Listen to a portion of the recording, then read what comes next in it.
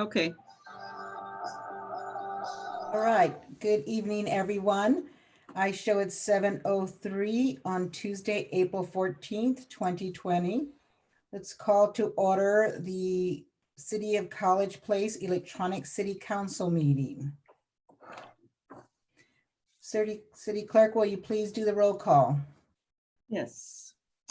Mayor Hernandez, Present. Councilmember Bobbitt. Doesn't look like he's here yet.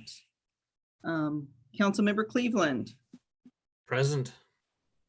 Councilmember Peterson, Present. Councilmember Nyhagen, Present. Councilmember Selby, Present. Councilmember Sherman, Present. Councilmember Trope, Here. City Administrator Rizzatello, Here. City Attorney Colwell. She's muted, but she did say here. Here. Okay. Looks like we do not have the police chief with us today.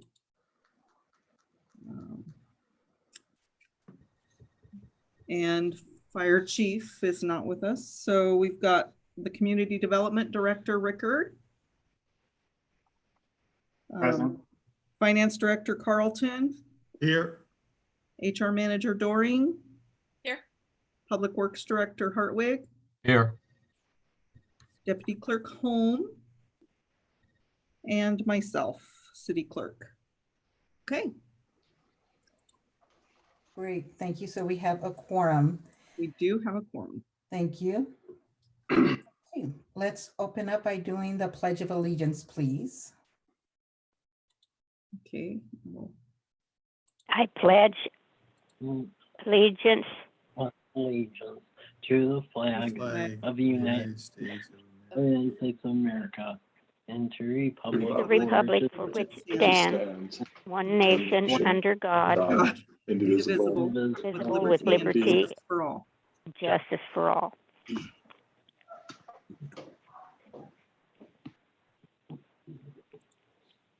Great, thank you. This time I'd like to just do a little reflection for us to think about our country and what it's going through right now, and think about all, once again, the essential employees, and that they're out there for us and doing what they need to get done for our hospital staff, our first responders. But let's also think about all the other ones that are out there, and let's think about those that are not working, and everything the city's trying to do to help bring some peace of mind to them. And we must remember that we have 5 in College Place that we must remember too. Absolutely, absolutely. Okay, we have no public comment at this time, is that correct? That is correct.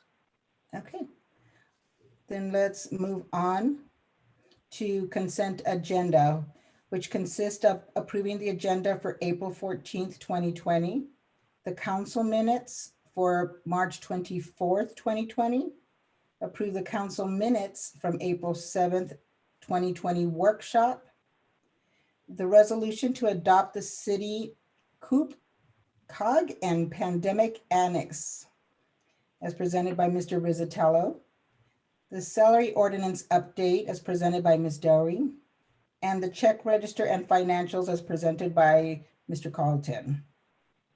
I'll make a motion to approve the consent agenda. Great, we have a motion. Second. We have a second. Any other items for discussion?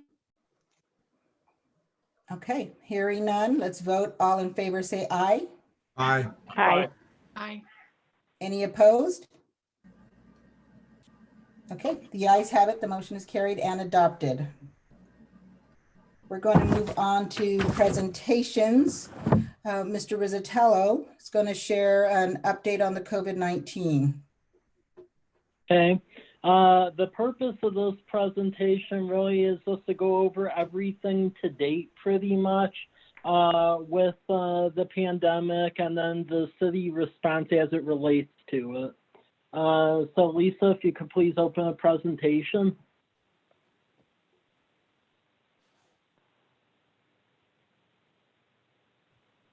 Okay, so that's first slide, next. Okay, so just want to go over it from what's been happening with the partner agencies. So just a little synopsis of everything. So from the federal standpoint, we have the international travel ban, the CARES Act, that has the expansion of unemployment benefits, the payroll protection program, the direct payments, and then the other thing we're watching from Department of Transportation and Economic Development Administration perspective is there's actually a $150 billion relief fund for states and localities. Now the direct assistance is for cities of 500,000 or more, but the DOT and EDA shared monies is for cities of all size. So we are monitoring that. The key thing that's opening us up to that assistance is the disaster declaration from March 22nd. And basically a guidance from the feds is a work from home and avoid social gatherings of more than 10 people. We do believe additional aid, though, is forthcoming, including a bill providing aid to smaller cities. So we are monitoring that and talking with staff of our respective congressional delegation. Next slide. This just gives a little synopsis of everything. So this statewide, it's gone from February 29th, really. We're rolling items of things have been occurring. The all-encompassing Stay Home, Stay Healthy order was March 23rd. And then it was extended April 2nd through May. On April 7th, though, the Small Business Grant Program was launched, and it's a small bucket of money, but it does help. It's $5 million, and the state's given $10,000 incremental grants to respective businesses. We're helping the port screening applications. It's been out less than a week already, and there were over 250 applications for this aid. And statistically, because they want it to be spread across all the counties equitably, really there's a likelihood of only 9 of the businesses in the entire county being assisted. So it's some help, but not to the level that we need. Next slide. Then this just goes to what the county is doing. That's the website where you can monitor the respective numbers. This emergency actually has a unified command of the health and emergency management departments. We have a call every morning with all the governmental agencies, nursing facilities, and such to coordinate. Some things to be aware of is the county treasurer, while property taxes are still being collected, they're allowing payment plans to be set up to essentially stagger the payments over the year. Also, state community development block grant dollars from the Economic Opportunity Fund were swept and then redistributed to counties that have contracts with the state. So there's actually economic opportunity funds the county is giving to assist with micro business and then also small business as well. The update on the numbers happen every day at 5 p.m. Unfortunately, numbers in this slideshow are already a little outdated coming up because new numbers just popped up. And then the county health department has a dedicated line, which is very busy with numbers right there because residents use that to call in and get information about it. Next slide. This just details the actions of the city. Most of you are aware of it because we've published it on our respective social media. Our buildings have been closed to public access since March 18th. We did a lot of public information on Blue Mountain Television. We did a series of little infomercials about what the respective departments are doing. Also, social distancing is being followed by everyone. Advisory boards They are not meeting until the emergency is over. We've been communicating a lot through our social media channels. Kudos to Chief Winger for revising our continuity of operations plan because it didn't really deal with pandemics, and now we have a section in there it does. City parks are open, but equipment where a lot of the kids could use it is closed. That's standard across all parks here and in many cities. Pickleball's still open because there is social distancing there, but basketball, we actually have removed the hoops because even though we had signage that was closed, there were still games going on, so we removed the hoop part of the basketball courts. And then utility bills were sent. However, there's no late fees and the shutoffs aren't occurring during this pandemic. Next slide. And then another thing we're doing is whenever you deal with an emergency of this scope, naturally it's going to pose issues fiscally longer term for the city. So a couple of things we're doing is that some of our vacant positions, we've put on pause hiring for them until we truly know what the fiscal outlook on this is. And then also the positions that are on pause because of a lot of the governor's shutdown orders, that there were some gaps in the workload anyway where it allows us to do that. So for now, the stormwater engineering tech, the building inspector, because Larry Bowman retired, and Scott is moving to that role. So the inspector position that Scott had, they'll be vacant until we know the true fallout of this. Also, the firefighter position where we were waiting for the GEMT funds, we're holding on that, as well as part-time records clerk. Given the nature of this, we still believe it's very important to backfill that vacant police officer position that was vacated when Brandon Toscano left Academy. So we're still going to pursue filling that position. Brian is working on a long-term financial projection. Some of the things we're being careful with, though, is some of our state grant reimbursements are being slowed. So we have reimbursement for our C Street grant for about $1.2 million, and Transportation Improvement Board said that they couldn't essentially reimburse us the full amount yet. So luckily, we bugged them where we at least got the $600,000 of the $1.2 million, but just something to be aware of from a short-term cash flow perspective. Key capital projects we got permission from the governor's office to keep doing is our two drinking water, replacing the two drinking water wells, resurfacing Lamperti Street, which if you go out there, it's done now, and then the work on the southwest sewer. We're informing the business community about the grants, and then Lisa and Carolyn are working on contingency plans to make sure that the farmers market can occur in a different form potentially. Next slide. This was the numbers I pulled from the end of the week just to show you how much it changed already. I went on the county website right before this, and it was around 24 cases. The majority of the cases are now in City of Walla Walla and then Burbank and Wallula. Some of the Walla Walla and the Burbank cases are traced to that Tyson issue. If you run the paper, there were some cases out of the Tyson plant in Wallula, but College Place has 5 cases. Next slide.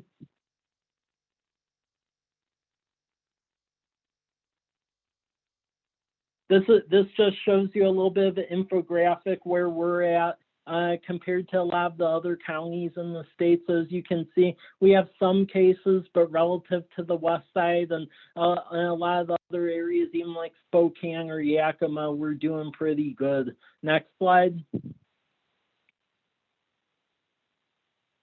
And then this is just to show you relative to other states where we are at. So if you go on the NPR website, there's an article about the coronavirus, And if you look at the caseloads out of Washington, it's predicted we already hit our peak already. So that's good news. And relative to other areas like New York State, for example, because they're going through a much more significant issue because of population density and a lot of other factors. But Washington is sitting pretty good. Next. That's weird. Okay, go ahead, next ones. Okay.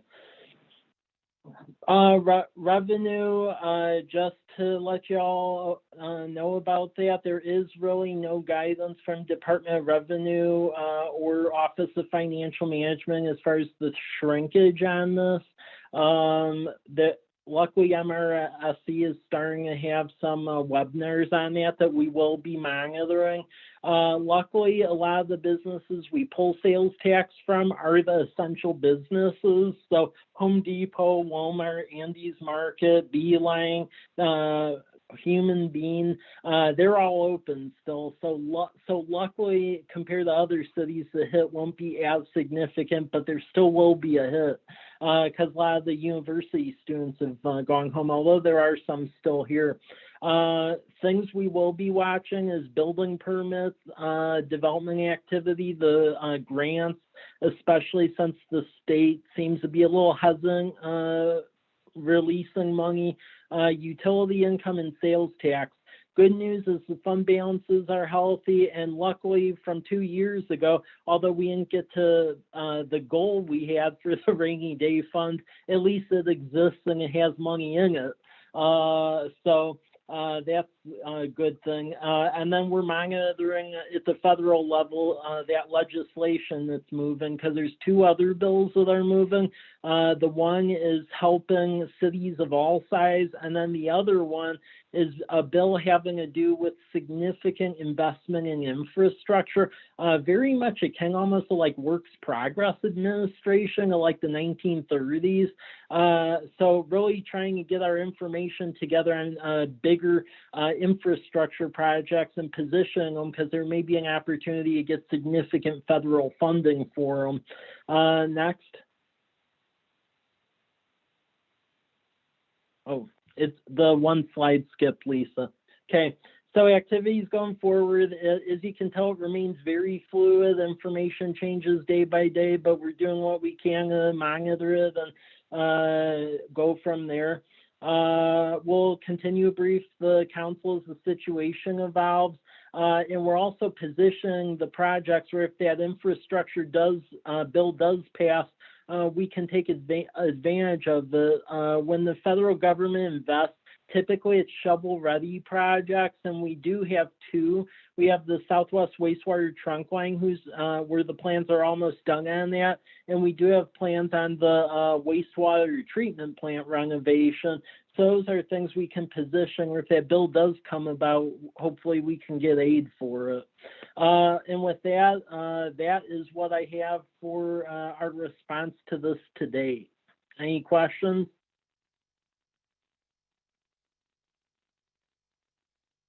No, but Mike, I do want to thank you. I know you're on top of this and there's always information coming out every day. So thank you very much for keeping track of that for us. Yep. I had a question for Mike. Councilmember Bobbitt? Mike, do we know how the 4 or 5 in College Place came in contact with the virus? Was it going to I can't really get into specifics, but what I can tell you is it had to do with travel and then family contacts. So in College Place, we do not have community spread occurring here. So that's the good news of the situation. It really has to do with travel. And then one of the people who traveled, their family members got it, but it wasn't people that didn't know each other getting it. Good. Mike, I do have another question. Do we know yet how many of the applicants for the small business grant from College Place applied? So from what I can tell, so far, it looks only about five College Place businesses applied.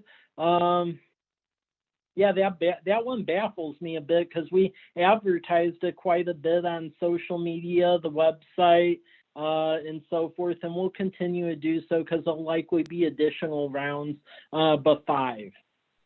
Wow. Okay. Well, maybe we do need to get some marketing, maybe direct contact or something, but okay. Yeah, I'd hate for them to lose out on an opportunity. I I did. agree. I had a few I friends. can't imagine that people are in the position to invest right now. You know, I would suspect somebody who's looking at expansion or something like that is going to sit back, probably wait and see how things go. So can we extend the deadline on that? Unfortunately, with that small business grant, that was actually a state imposed deadline. So we've been grading them, and the first tranche, Department of Commerce likely will announce next week already.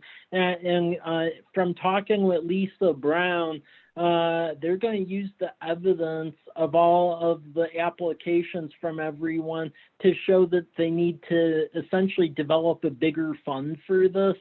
So to put it in perspective, like the state of Illinois, for example, when they issued the identical grant program the day their order started, they started with $25 million, and this state only did $5 million. So I believe there'll be further tranches of this because, I mean, we got 350, but I've talked to other counties that aren't that far off of our population size. They even got double that. So it's a significant need.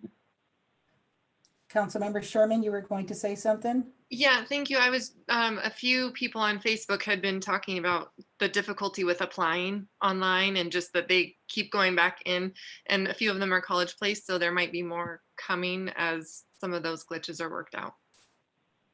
Okay. I'll let Lisa Brown know because they had applications through their portal, and because of all people on it, I know there have been issues with with generally a state infrastructure, IT infrastructure crashing. Yep, thank you. Yep. Any other business for discussion on the COVID-19 status update? Okay, thank you, Mr. Rizzatello. Now we're going to move on to Mr. Rickard, who's going to discuss annexations. Thank you. So we have 4 annexations that the city is the applicant for. They are primarily, they fall into 2 categories. The first would be annexations for municipal purposes. So that would be the land that we just purchased just west of the wastewater treatment property, the DNR land, that's I think roughly 80 acres. And then the second would be the lift station number 7 property that we purchased that is off of Teal Road and west of the city as well. Those are the RCWs allow any annexation for municipal purposes to proceed, regardless of whether or not they're within the urban growth area. So we're moving forward with those because they are for the purpose of municipal reasons. The other 2 would be for the purposes of revising the boundaries for right-of-way purposes.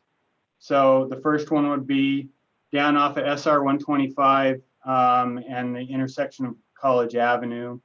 The way the current municipal boundary is set up is you can see that green line that kind of goes across the intersection, and it creates a really confusing scenario when we're responding to an emergency. So we're proposing that we would move the city limit line down towards the end of where Smith Road ends, Smith Access Road ends, which is basically the southern part of that red area.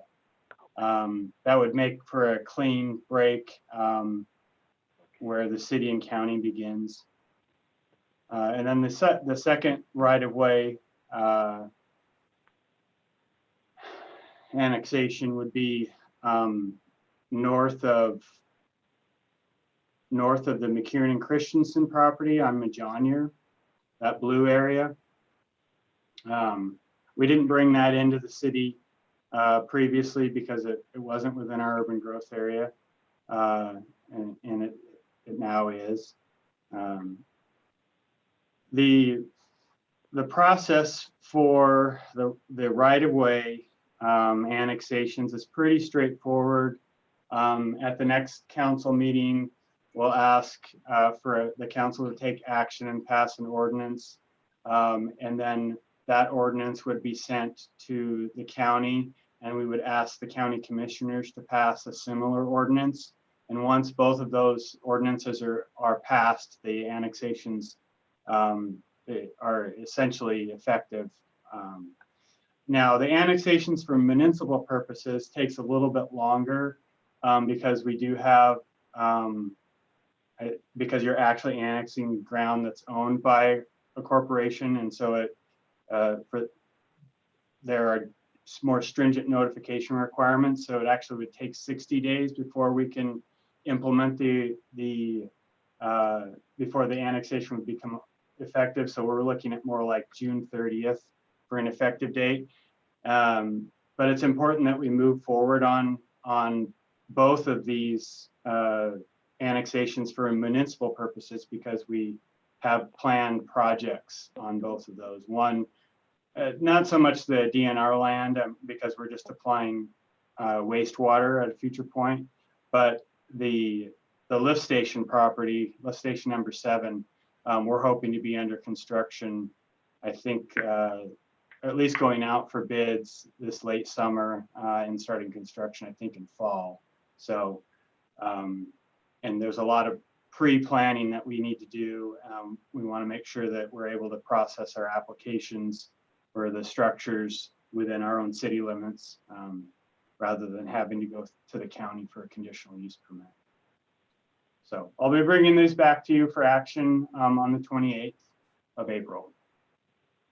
Any questions?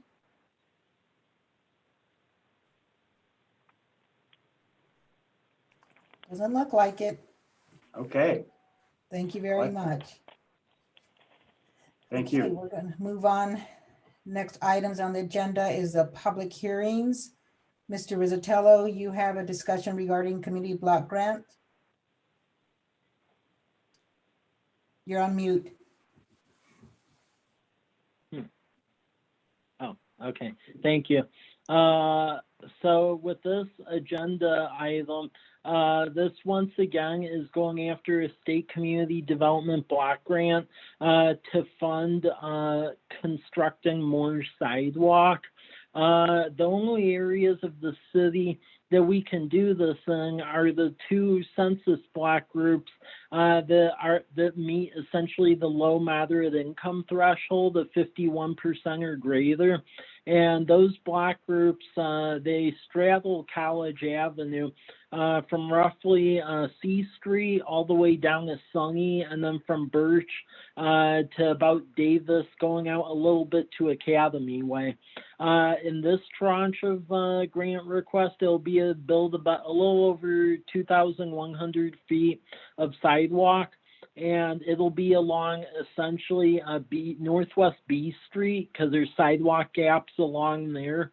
And then it'll also go to construct some sidewalk over on Southwest and Southeast 8th Street because 8th Street is a primary east-west road in that census block group. It has the youth center, the Village Adventist Church owns, the food mart, and if you go further down 8th Street, it goes to Lions Park, so it's key that we have sidewalk there. The overarching grant would be, the project would be about $782,000, and that's including contingency. The grant request would be for about $729,000.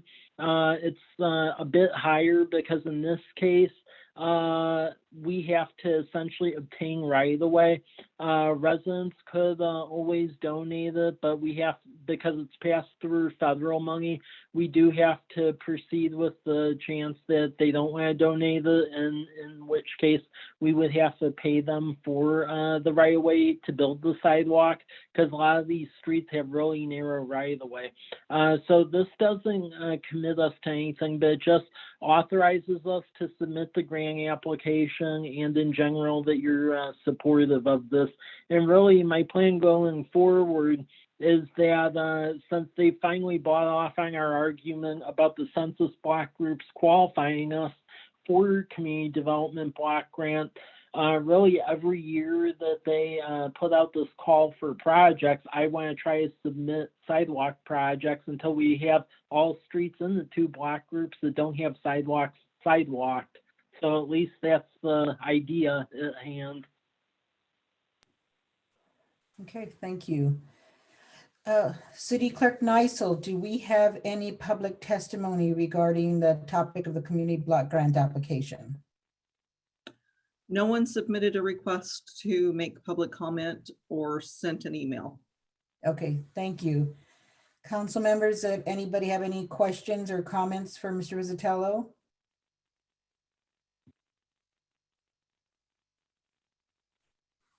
Okay, doesn't look like it. Okay, thank you very much, Mr. Rizzatello. Do we have a motion to close the public testimony here, period? You have to technically open it first. Oh, okay. All right. So do we have a motion? Do I need to get a motion for that? No, you can just open it Okay, okay, at Well, I- 7:35 p.m. okay. 7:35, we open for public testimony. And there was none submitted. Okay, none submitted. Now, do we have a motion to close the public hearing or public testimony period? This is Michael Cleveland. I move to close the public hearing. We have a motion. Do we have a second? This is Councilmember Selby. I second. Okay, we have first and second. Any other items for discussion? Okay, hearing none. All in favor say aye. Aye. Aye. Aye. Any opposed? Okay, hearing none. The ayes have it. The motion is carried and adopted. Thank you, Mr. Rizzatello. Okay, action items. It's going to be Mr. Rizzatello. Actually, it's the same item. It is, because unfortunately, since this item is passed through federal money, they drag it out. So we have to do a 2-step process. That first one was the hearing, and then this one it basically has a lot of their boilerplate federal participation information, and this one has the formal resolution authorizing submittal of the said grant application, which is due at the end of this month. Okay, does anybody have any questions or discussion items regarding the application or the requirements? Councilmember Peterson? I would just like to move to approve resolution number 20-014, authorizing the city administrator to apply for funding to the Community Development Block Grant 2020 for the Safe Walk College Place project. Second. Councilmember Cleveland, I'll second. Okay, we have a first and a second. Any other discussions or questions? Okay, hearing none, let's vote. All in favor of approval, say aye. Aye. Aye. Any opposed? Okay, the ayes have it. The motion is carried and adopted. Next item is to amend 2.64 regarding the emergency powers. Mr. Rizzatello. This item went over it at the last workshop. Pretty much this just adds language to our emergency powers ordinance that deals with enforcement of gubernatorial and state board of health executive orders. This language, if we have to enforce it, makes it a bit cleaner. Otherwise, it would basically end up going to, it would end up being the county prosecutor's issue, which muddies waters. And with this, it would make sure it stays under the city prosecutor district court umbrella. So it just makes it cleaner and continuity with other things in the emergency powers ordinance. So City of Walla Walla passed a similar one. It's really a technical cleanup item. Okay, any questions or comments from Mr. Rizzatello? Okay, do we have a motion? Councilmember Trope, motion to approve ordinance number 20-005, which revises College Place Municipal Code 2.64 and adopts RCW 43.06.220 and RCW 70.05.120 by reference. Okay, we have a motion. Do we have a second? This is Councilmember Sherman, I'll second. Okay, we have a first and a second. Any other discussions? Okay, hearing none, let's vote. All in favor of approval, say aye. Aye. Aye. Any opposed? The ayes have it. The motion is carried and adopted. Okay, next item is Mr. Hartwig is going to discuss pre-level Spitzenberg. Thank you, Mayor. Again, our streets that we're planning on having chip sealed this year are Spitzenberg, Della, and Lambert. Spitzenberg needs quite a bit of work to prepare it for the chip seal. And one of the things we want to do is what's called a pre-level, where they'll tight blade in asphalt to fill in the rough areas and potholes. So you have three sections here that we're talking about. The first section is Spitzenberg between Damson and Elsom Roofing building. That one probably is the worst section. Needs a lot of pre-leveling work. They'll pre-level, they'll tack the road, then they'll pre-level with asphalt, and then they'll come again with sealant to seal it so it will accept the chip seal coat when that happens.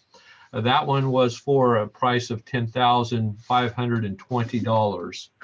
The next area is Spitzenberg between Myra and Della, and this would be just on the south half of the road. That area again has got a lot of potholes and rough areas. Needs to have that tight pre-level.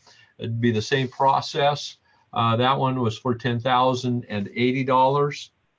And then the final area, if you've been up and if you've been on Damson heading north toward Rose Street, you'll find that it gets extremely narrow at the intersection. I talked with the contractor and I got a price for them to excavate out about a 20-foot width and dig it down 12 inches, add up rock, and then asphalt that area. So we got a wider area so we don't have these people turning in and meeting a car right there. I really feel this would be a very good project to do. That one was for $15,448.20. Are there any questions? Good job. This is Councilmember Cleveland. As a Spitzenberg resident, I approve of these improvements. Another comment is that a number of the Spitzenberg signs are misspelled.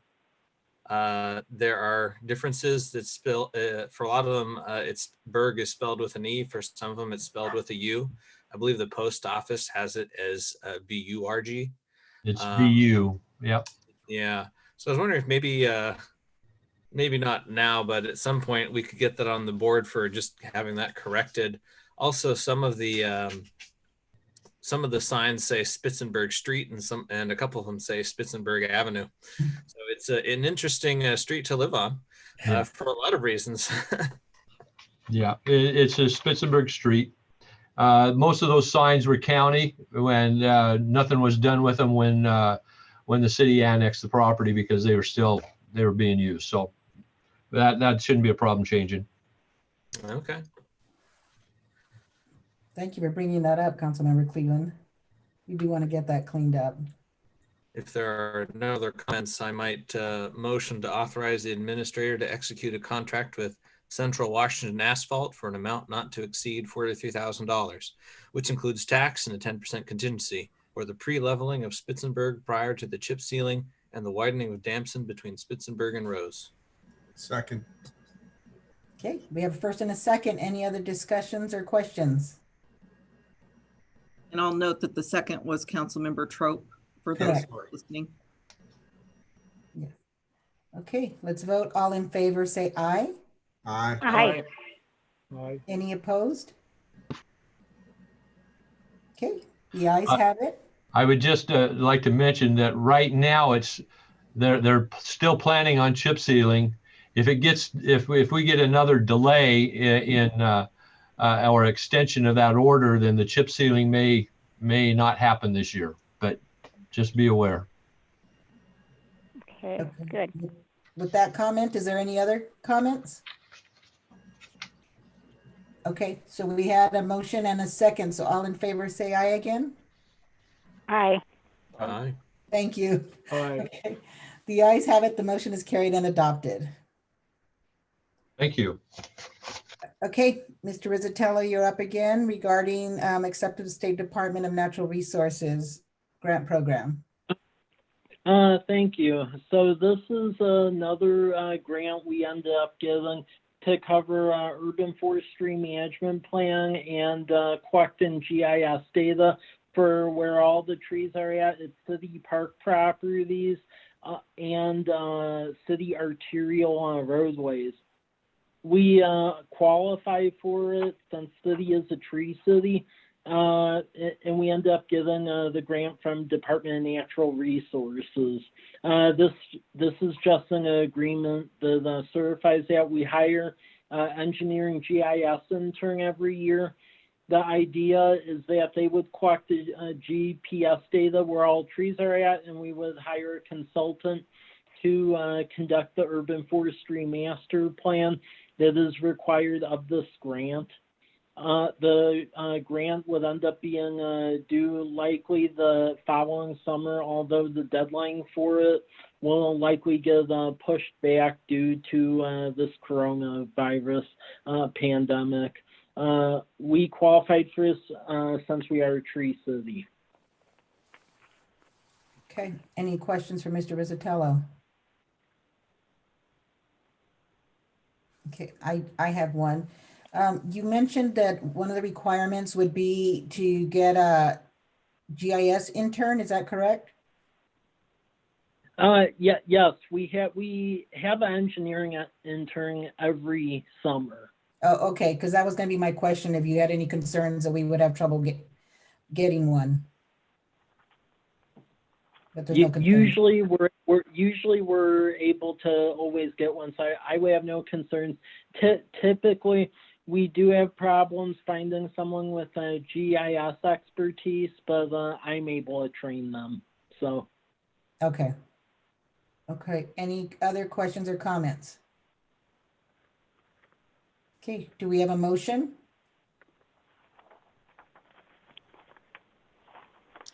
This is Councilmember Sherman. I'll make a motion to approve resolution number 20-015, which authorizes the mayor to sign the grant contract with the State of Washington Department of Natural Resources Community Forestry Assistance Grant Program. Councilmember This is Bobick, second. Councilwoman. Okay. Okay, we have a first and a second. Any other discussions or questions? Okay, let's vote. All in favor, say aye. Aye. Aye. Any opposed? The ayes have it. The motion is carried and adopted.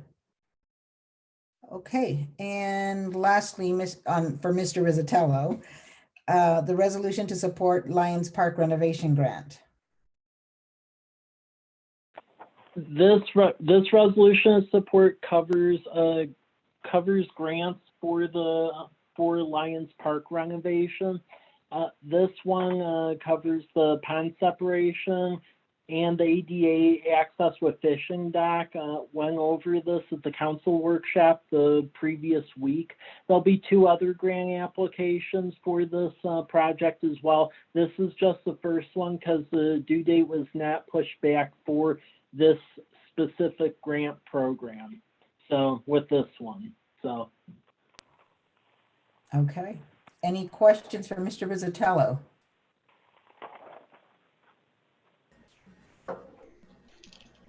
All right, do we have a motion? This is Councilmember Trope. I'd like to make a motion to approve resolution number 20-016, authorizing city administrator to submit a land and water conservation fund LWCF grant application to State Recreation Conservation Office for Lions Park renovation. Second. Okay, we have a first and a second. Any other discussions or questions? And the second was Councilmember Peterson. That's correct. All right, let's vote. All in favor, say aye. Aye. Aye. Aye. Any opposed? Okay, the ayes have it. The motion is carried and adopted. Okay, Mr. Carlton, you're up regarding financial policies, phase 4. This is the final phase 4 of the financial policies, which we reviewed at the workshop last week. There was 2 additional changes requested. One was by Councilmember Sherman on section N3, in which we changed the header of sensitive items related to the fixed assets to other items. The second change was we added per Council Member Peterson's request is to have a section on unclaimed property, which was added under section U.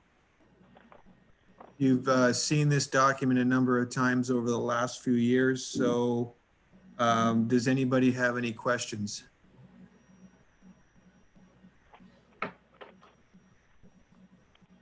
Okay, doesn't sound like it.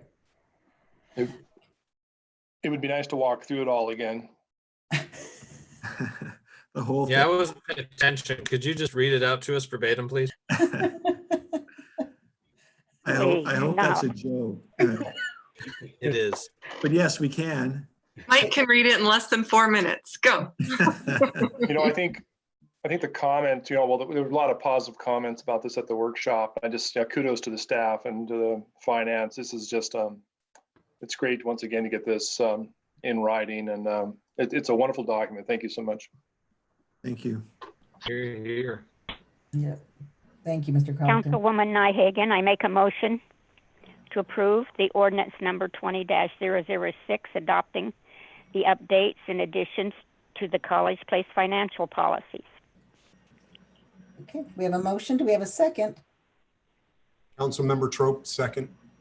Okay, first and a second. Any other discussions or questions?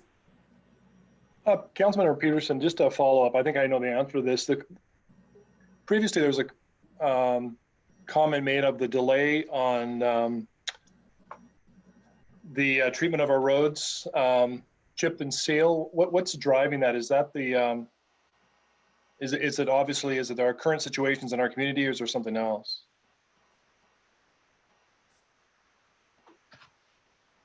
Who's that question for? I guess that'd be for Mr. Hartwig. Mr. Hartwig has left the meeting. Oh, I maybe apologize. Mike knows. I can add a little bit to it.